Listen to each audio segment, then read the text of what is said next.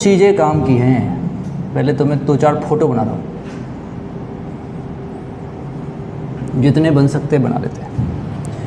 अच्छा, स्लोप में सबसे पहले तुमने ऐसा कुछ देखा होगा, फिर तुमने ऐसा देखा होगा, फिर तुमने एक ऐसा देखा होगा और एक ऐसा देखा होगा। इस तरीके से स्लोप की बात करते हैं। अच्छा, मेरे से कोई अगर पूछे कि भाई स्लोप का आप सीधा मतलब क्या समझते हो, तो स्लोप का मतलब मैं तो समझता हूँ ऊपर का टर्म डिवाइडेड बाय नीचे का टर्म। मैं तो इतना ही समझता हूँ, नीचे का टर्म। अगर मुझे ये समझ में आता है तो फिर मुझे स्लोप में कहीं दिक्कत ही नहीं आएगी। ऊपर का टर्म डिवाइडेड बाय नीचे का टर्म, बस लिखने का स्टाइल थोड़ा बदल देंगे। एक बार ऐसे ही टाइम पास करते थोड़ा सा देखो। मान लो ऊपर में किसी ने P लिखा हो और नीचे में किसी ने T लिखा हो। ऐसे ही तुम खुद बताना कि इसका स्लोप क्या हो सकता है। ऊपर P लिखा है, नीचे T लिखा है, तो अगर मैं स्लोप के मतलब को सोचूं, अगर मैं यहाँ से स्लोप के मतलब को सोचूं और ये सोचूं ऊपर का टर्म डिवाइडेड बाय नीचे का टर्म, बस लिखने का स्टाइल थोड़ा अच्छा रखूं कि भाई ऊपर का टर्म dp और नीचे का टर्म dt। और जैसे ये देखूंगा तो दिमाग में घंटी बजनी चाहिए, ये क्या लिखा हुआ है? Force. dp by dt force है, ये लिखा हुआ है फोर्स। सोचो, तो याद करने की आवश्यकता नहीं है, बस तुमको इतना पता हो जाए ऊपर का टर्म डिवाइडेड बाय नीचे का टर्म। एक बार फिर से सोचो, मान लो तुमने अब साथ साथ ड्राइंग भी करते चलना, साथ साथ करते चलना, इतना कठिन थोड़ी ना है मामला। मान लो ऊपर में किसी ने x लिखा, नीचे में किसी ने t लिखा। ये ग्राफ कुछ भी बनता मैटर नहीं है, बीच में जगह खाली, आप जैसा शेप करे बना लेना। शेप के अकॉर्डिंग नेचर पॉजिटिव निगेटिव होगा, वो बात की बात है। अभी मैं स्लोप के तुमको फील दिलाना चाहता हूँ। जैसे ऊपर x नीचे t, कोई कहा स्लोप लिखो, मैं लिखूंगा भाई साहब dx अपॉन dt। लिख सकते हैं ना, ऊपर का टर्म डिवाइडेड बाय नीचे का टर्म। और dx बाई dt लिखते ही तुमको क्या लग रहा है, क्या होना चाहिए? वेलोसिटी। तो टेंशन है ही नहीं। अच्छा, मान लो ऊपर मैंने a लिख दिया, नीचे में t लिख दिया, फिर स्लोप निकालना चाहते हैं तो क्या लिखना होगा? dA by dt। तुमने पूरे साल पूरी ज़िंदगी फिजिक्स में dA बाई dt कब देखा है? तो आंसर है कभी नहीं देखा। अगर कभी देखा है तो बताइए, फिर आपका नाम न्यूटन के साथ लिया जाएगा। dA बाई dt मतलब एक्सेलरेशन टाइम के ग्राफ का स्लोप तुमने नहीं सुना होगा। समझ रहे हैं आप? यानी कि dA बाई dt का कोई मतलब है नहीं। अब मतलब है नहीं तो पढ़ते नहीं है। तुमको कोई पूछे कि dA बाई dt क्या है, तो भाई साहब ऐसा है कि मैं यहाँ पे बोलना चाहता हूँ change in acceleration with respect to time. इससे क्या मिलता है? तो कुछ स्पेशल मिलता नहीं है, कोई ऐसा टर्म नहीं मिलता जिसका नाम रखा जा सके। जैसे x और t का डिफ्रेंशिएट करने के बाद जो टर्म मिलता है उसको वेलोसिटी बोलते हैं। अच्छा, अगर यही ऐसा रहता, ऊपर में मान लो इसमें रहता v, नीचे में रहता t, और तब कोई इसका स्लोप पूछता, तुम बोलते dv बाई dt, तो तुम सोचते अच्छा वेलोसिटी में चेंज टाइम के साथ। जब भी मैं बाइक में वेलोसिटी में चेंज करता हूँ टाइम के साथ, मतलब मैं उस समय एक्सेलरेट कर रहा होता हूँ। बुद्धि लगाओ, वेलोसिटी में टाइम के साथ जब मैं चेंज करता हूँ तब मैं उस एक्सेलरेट कर रहा हूँ, मतलब मैंने उसमें बाइक पे एक्सेलरेशन करा हुआ है। तो वो ए पॉजिटिव होगा या नेगेटिव होगा? ऑफ कोर्स पॉजिटिव होगा, क्योंकि मेरे एक्सेलरेशन ने बाइक की वेलोसिटी बढ़ा दी। एक्सेलरेशन वेलोसिटी का मैग्नीट्यूड कब बढ़ा सकता है? जब उसका डायरेक्शन मोशन के साथ साथ हो। फॉर एग्जाम्पल एकदम से ब्रेन खोल के रखना ताकि रटना कम पड़े। कोई बॉडी इधर जा रही थी, किसी बॉडी का मोशन इधर था, इसका मतलब उसकी वेलोसिटी का डायरेक्शन इस तरफ है। मैंने इधर ही फोर्स लगा दिया, इसका मतलब मैंने एक्सेलरेशन भी इसी तरफ कर दिया। अब स्पीड बढ़ेगी ना इस बॉडी की, तो यहाँ पे इस एक्सेलरेशन को पॉजिटिव लिया जाएगा। लेकिन कोई आदमी आया बोला कि नहीं भाई मुझे तो रुकना है, तो वो क्या करेगा? ब्रेक लगाएगा। तो ब्रेक लगाने से इसकी स्पीड क्या होगी? निगेटिव होगी ना। इसका मतलब एक्सेलरेशन का पॉजिटिव और निगेटिव होना ये बताता है कि तुम स्पीड को बढ़ाना चाहते हो या कम करना चाहते हो। लेकिन रही बात कि ये मिलता कहाँ से है, तो जब तुम यहाँ से v और t में चेंज है ना। अच्छा, चेंज तो पॉजिटिव भी पॉसिबल है, निगेटिव भी पॉसिबल है, चेंज है ना। हाँ, अगर ये पॉजिटिव चेंज दे रहा है मतलब पॉजिटिव ए है, निगेटिव चेंज दे रहा है तो निगेटिव है। As simple as that. मेरे ख्याल से बहुत तूफान इसमें है नहीं। मैं अभी तक के कंक्लूजन से तुमको ये बताना चाहता हूँ कि भाई जीवन में जब जब अपने को स्लोप मिले तो अपने को ये नहीं बोलना चाहिए टेन थीटा बोलना अच्छा लगता है पढ़े लिखे हैं, लेकिन काम मज़ा आसान कब होता है? जब बोलते हैं ऊपर का टर्म डिवाइडेड बाय नीचे का टर्म। कहाँ तक थीटा निकालने के चक्कर में पड़े रहें? थीटा से फ़ायदा है, मैग्नीट्यूड निकलेगा, लेकिन एक अलग से बोलने का तरीका सीखो, ऊपर का टर्म डिवाइडेड बाय नीचे का टर्म। इसको थोड़ा इसके बोलने की प्रैक्टिस करना। देसी भाषा है, सही भाषा है, सही।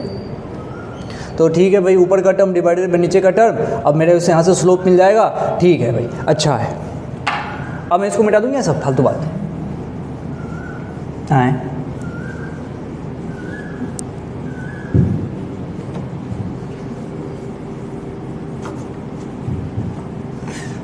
अब देखिए थोड़ी अच्छी बात आपको बताता हूँ।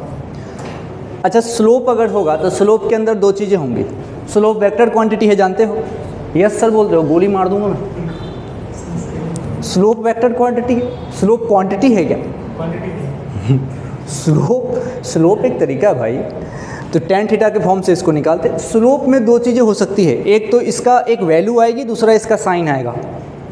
एक इसकी वैल्यू, दूसरा इसका साइन। मतलब तुमने सुना होगा ना कि स्लोप निगेटिव है। अच्छा, स्लोप सोचो, स्लोप का तुम वैल्यू कैसे निकालोगे? With the help of tan theta. समझ रहे हो क्या?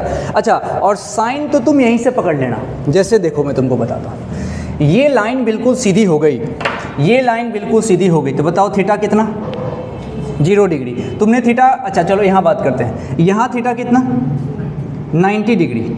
चलो यहाँ थीटा कितना? 90 से कम। 90 से कंपेयर करने में मज़ा आता है, 90 से कम। अच्छा, यहाँ थीटा कितना? 90 से ज़्यादा। अब मैं तुमसे अगर सवाल पूछूं कि भाई आप थीटा कहाँ से मेज़र कर रहे हैं? आप थीटा नीचे वाली एक्सिस से एंटी क्लॉकवाइज मेज़र कर रहे हो। मतलब जब भी अपन स्लोप की बात करें तो थीटा हमेशा नीचे वाली एक्सिस से, कोई ज़रूरी कि वो एक्स होगा, इट्स नॉट कंपल्सरी, नीचे कुछ भी हो सकता है। तो हम हमेशा थीटा को नीचे वाली एक्सिस से एंटी क्लॉकवाइज मेज़र करेंगे। आपको लिखना चाहिए, थीटा हमेशा नीचे वाले एक्सिस से एंटी क्लॉकवाइज मेज़र करेंगे, नीचे वाले एक्सिस से एंटी क्लॉकवाइज। बढ़िया। फिर तो मतलब मेरा ऑब्जर्वर कहीं यहाँ बैठा हुआ है थीटा मापने के लिए, हमेशा यहाँ बैठा हुआ है, ये यहाँ से थीटा मापा करें, नीचे वाली एक्सिस से एंटी क्लॉकवाइज, नीचे वाले एक्सिस से एंटी क्लॉकवाइज मेज़र करेंगे, एंटी वो भी क्लॉकवाइज। अब जरा देखो, नीचे वाले एक्सिस से यहाँ तो थीटा 0 बन गया, मेरे ख्याल से इसमें आपको कोई दिक्कत नहीं होनी चाहिए, ये सही है। वापस यहाँ चलिए, ये थीटा 90 है, इसमें कोई प्रॉब्लम नहीं, मेरे ख्याल से ये भी सही है। इसके पास आओ, यहाँ थीटा 90 से कम है, ये किसको पता चलेगा? इस ऑब्जर्वर को। मतलब इसने ऐसे मेजर किया होगा नीचे वाले एक्सिस से एंटी क्लॉकवाइज। अरे होने को तो ऊपर से भी एंगल बनता, ये वाला भी कुछ न कुछ एंगल है, परंतु ये नहीं लेना। और सवाल इतना होशियार है कि वो देता है ऊपर से एंगल। तुमने देखा होगा क्वेश्चन, वो देंगे ऊपर से एंगल, मगर लेने का नहीं। जब तुम प्रोजेक्टाइल मोशन पढ़ते हो तो वहाँ पे देते हैं ना कि particle is fired with 30 degree with vertical. अपने को कौन सा लेना होता है वहाँ? हॉरिजॉन्टल से, मतलब 60 लेंगे, 90 में से घटा के बात करें। ये भी ऐसे ही पूछ देगा, ऐसे ही पूछ देगा। तो यहाँ पे थोड़ा सा आपको अलर्ट होने की ज़रूरत है, यहाँ पे गड़बड़ अलर्ट है। अच्छा, अब यहाँ से इसकी बात करूँगा, अब ध्यान से देखना यहाँ पे थीटा नीचे वाले एक्सिस से एंटी क्लॉकवाइज, ये लेना है। अपने आप दिख गया ना 90 से ज़्यादा है ना। अच्छा, अब इस स्लोप का जब तुमसे वैल्यू पूछा जाए, इसकी वैल्यू जब भी आपसे पूछे तो then you have to find tan theta. Slope की वैल्यू का मतलब tan थीटा, स्लोप की वैल्यू का मतलब tan थीटा। स्लोप का मैं देसी डिफिनेशन क्या निकाल रहा हूँ? ऊपर का टर्म डिवाइडेड बाय नीचे का टर्म। तुम अगर देखोगे तो tan थीटा भी यही होता है बेसिकली। tan थीटा भी होता है परपेंडिकुलर बाय बेस, परपेंडिकुलर ऊपर का टर्म डिवाइडेड बाय नीचे का टर्म, सिंपल। अच्छा, तो वैल्यू तो ऐसे आ गई भाई, लेकिन साइन कैसे निकालोगे? साइन तो बस मैं देख के निकाल लूँगा। किसको देख के? एंगल को। और साइन यही हो सकता है, या तो पॉजिटिव, या तो निगेटिव, या तो 0, या फिर 90 वाला। अच्छा सुनना, अब ये थीटा बराबर 90 है। अच्छा, और tan थीटा की वैल्यू अगर पूछी जाए तो tan थीटा बराबर 90 डिग्री। दिमाग लगाओ, tan 90 की वैल्यू क्या होती है? इन्फानाइट। कुछ लोग कहते हैं नॉट डिफाइंड, क्योंकि इन्फानाइट को डिफाइन नहीं कर सकते, तो मूड किया तो बोल दिया नॉट डिफाइंड। तो इसको इन्फानाइट बोल दो, कोई दिक्कत नहीं है। इन्फानाइट बोल दो, कोई दिक्कत नहीं है। मतलब कि यहाँ पे, अच्छा यहाँ पे थीटा इक्वल्स टू 0, tan 0 0, तो यहाँ से tan 0 की वैल्यू जो हो गई 0 हो गई।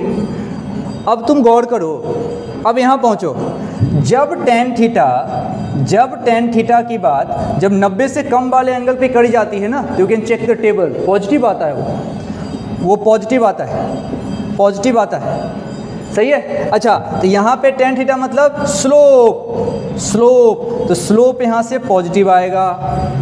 सुनना, अगर वैल्यू निकालने के लिए बोले tan थीटा का तो क्या लगाऊंगा यहाँ पर, परपेंडिकुलर बाय बेस, वैल्यू तो ऐसे निकालूंगा, लेकिन अभी तो अपन नेचर की बात कर रहे हैं कि पॉजिटिव होगा कि नेगेटिव होगा।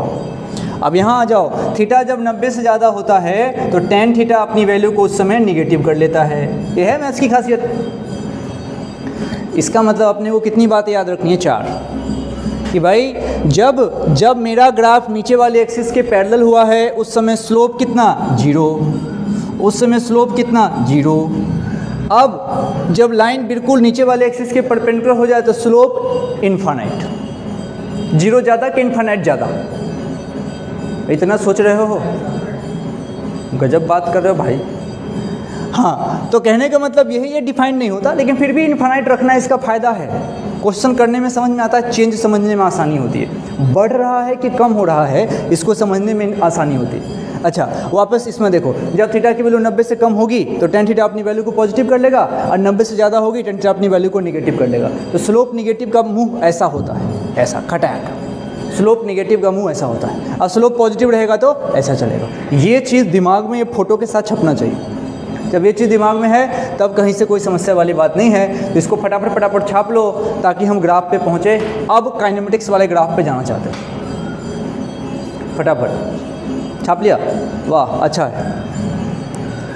अब ज़रा अच्छे से समझिए बातों को, कि मेरे से किसी ने कहा कि भाई स्लोप निकालना है, तो पहले मैं क्या डिसाइड करूँगा, साइन। जब भी स्लोप लिखो थॉट प्रोसेस, कैसे सोचते हैं क्वेश्चन को। जब भी स्लोप पूछेगा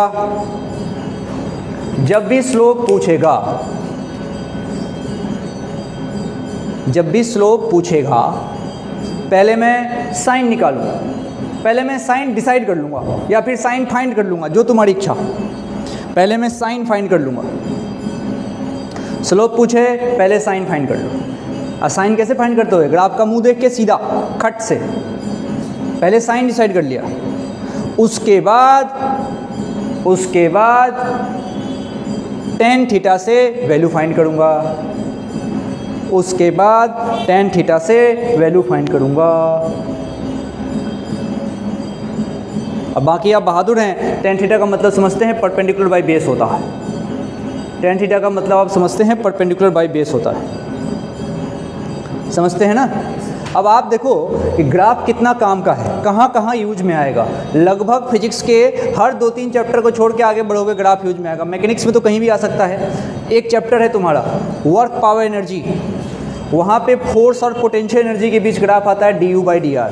वहाँ पे ग्राफ बहुत बच्चे को परेशान करता है, इक्विलिब्रियम समझने में वहाँ ज़रूरत पड़ती है। दूसरा ग्राफ को मैं इलेक्ट्रोस्टैटिक्स में लेके जाता हूँ तो E = -dB/dr वहाँ पे आता है, वहाँ भी ग्राफ बहुत परेशान करता है इक्विलिब्रियम समझने में। इसलिए ग्राफ को बहुत प्रिसाइजली पढ़ो, ग्राफ में फंसने का नहीं। जब ग्राफ में फंसोगे तो अभी ये रिकॉर्ड भी चल ही रहा है, तो जब आप ग्राफ में फंसोगे तो तुम ध्यान रखना कि भाई हमारा ग्राफ का, इसको मैं कुछ हेडिंग डाल दूंगा, ग्राफ्स इन काइनेमेटिक्स। तो जब आप ग्राफ में फंसेंगे एक बार इसका मुंह देख लीजिएगा, तो मैं आपको चिल्लाता हुआ दिख जाऊंगा, तो आपको चीज़ें याद आ जाएंगी मंदिर के घंटी के साथ।